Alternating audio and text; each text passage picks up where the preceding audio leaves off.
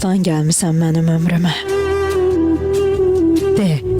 De hardan düşmüsən mənim könlümə? Bəlkə dörd fəsilsən, aylarsan, ilsən. Bəlkə gün qatırsan sən hər günümə. Gündüzlər qovubdu gecələrimi, yuxum da pozubdu öz ahəngini. Rüyam da dəyişib rəngbərəng olub. De hardan tanıdım sarı rəngini? De hardan gəlmisən, hara gedirsən?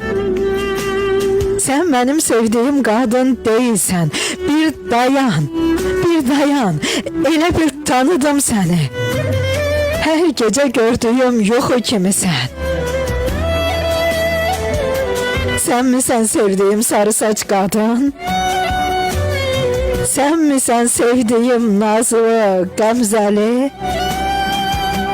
Ne için çıxmısan benim karşıma? Sen misən? Sen misən mən sevən dünya gözəli? De hardan gəlmisən mənim ömrümə?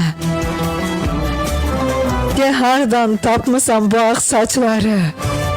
Hanı bəs? Hanı bəs? Gözəllik ölürmüş demə. Mən çoxdan ölmüşəm. Sən ölmə bari. De kimlər ağartdı sarı saçını?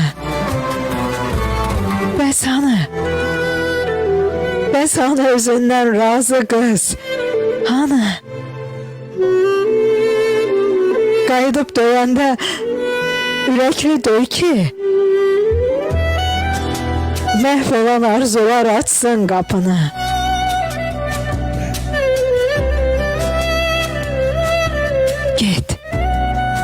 Get yaxın durma sən mənim ömrümə. Yeri get, uzaklaş. Uzaklaş sarı saç kadın. Ruh kimi göründün mənim gözümə. Yadımda sarı saç kadın qalardın. De kimin olmusan, özgənin, yadın. Sen mənim olmadın sarı saç kadın. De sənə səslənim, necə çağırım? Unuttum.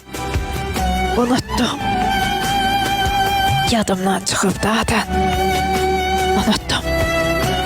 Yadımdan çıxıb dağdan. Rufan, sıraçılıq ələmindən.